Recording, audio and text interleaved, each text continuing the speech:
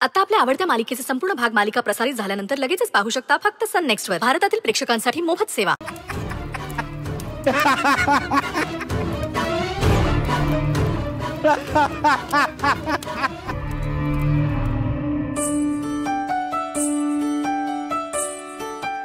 ओ वहिनी, घाणा भरायची तयारी झाली का बघा सगळी? घाणा भरायची तयारी. तुम्ही काय बोलताय काय कळत नाही हो मला.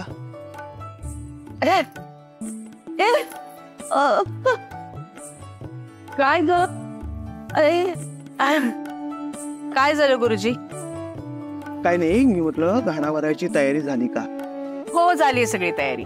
आणि आणखीन काही हवं असेल तर मला सांगा ना तुम्ही. घाणा भरायच्या आधी मुलीला घेऊन या आणि कन्यादान तुम्हीच करणार ना? हो, मी आणि आमचेही. आणि 5 सुवासिनी लागतील. मग हे सर्वजण तुम्ही आलात ना की आपण विधीला सुरुवात करू लगेच. चालेल, मी आणते फुलं.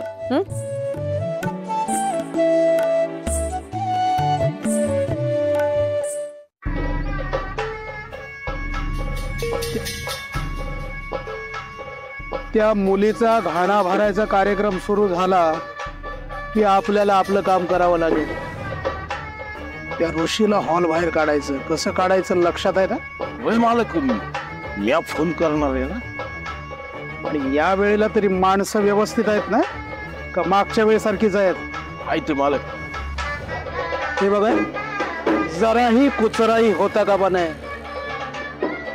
काम एकदम चोख पार पाडायचं. जरा सुद्धा गडबड गोंधळ नको. सगळं काम बिन बोभाट व्हायला पाहिजे. लक्षात ठेवा, या वेळेला जर काही चूक झाली ना तर एकेकाला जिवंत गाडीन. आणि ती तिकडी नली आसपास नसेल याची खात्री करून घ्या. अहो अहो,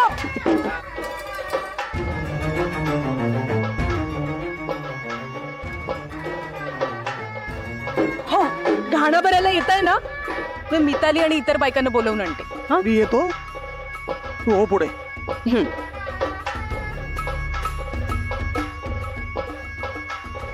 आता काय झालं? काही होऊ नये म्हणून विचारते. ती अपशकुनी करवली गेली ना नली? हो गेले. ते खात्री करून घेतलीत ना तुम्ही?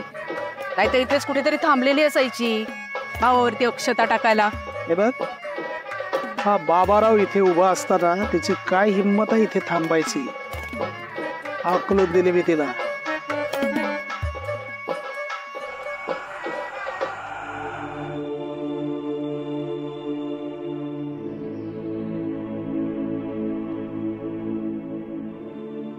निर्लज्जपणाचा कळस म्हणजे ही मुलगी आहे.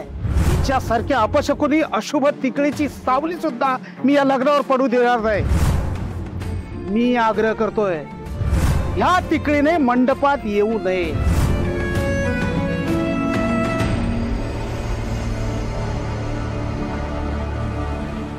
ऋषी चल, नमस्कार करून घे देवका. आई नमस्कार तर शंभू महादेवाला सर्व देवांना नेहमी करतोच. मात्र एक सुखाचा आनंदाचा क्षण मिळतो का आपल्याला? आई आत्ता या हॉलमध्ये जे सगळे आहेत ते सगळे सज्जन आहेत. त्यांना कोणी अधिकार दिला माझ्या बहिणीला अपशकुनी म्हणायचा?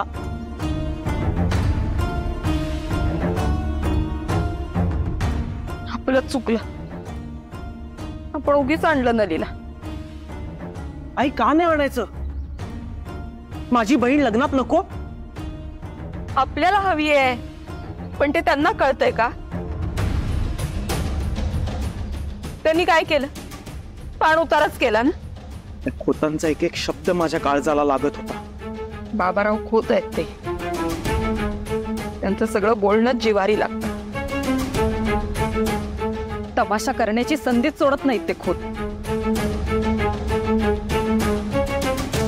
किती लोक होते तिथं, सगळ्यांसमोर अपमान केला.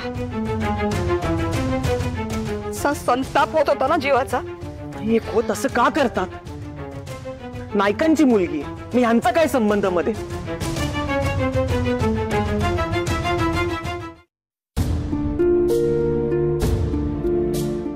अरे तुला काय लाज लज्जा शरम आहे की नाही? निर्लज्जपणाचा कळस म्हणजे ही मुलगी आहे. हिच्यासारख्या अपशकुनी अशुभ तिकडीची सावली सुद्धा मी या लग्नावर पडू देणार नाही. मला मनापासून असं वाटतंय या नलिनीने मंडपात येऊ नये. पण का? अरे पण ती तिकडी आहे.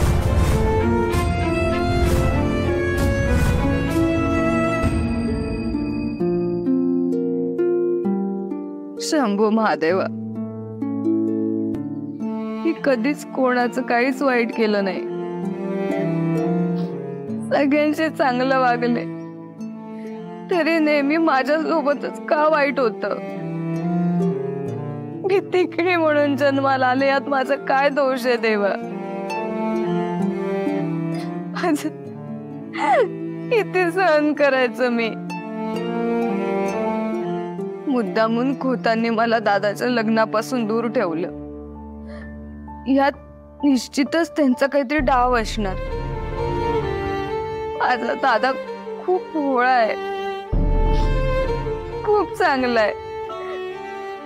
माझ्या आनंदासाठी त्यांनी मी मांडवात येण्याचा आग्रह केला, पण त्यामुळे बाबारावला आयतं कारण मिळालं.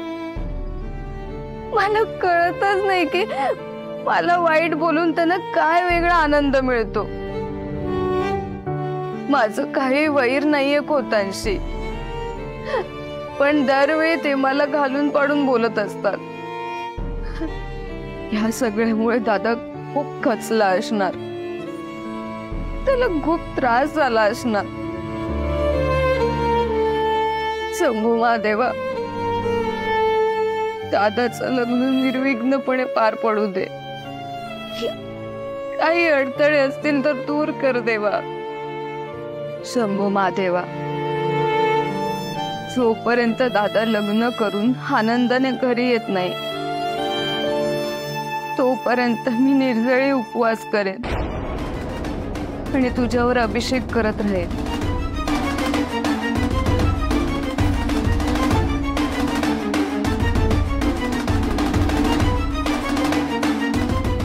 ओम नमः शिवाय. ओम नमः शिवाय. ओम नमः शिवाय. ओम नमः शिवाय.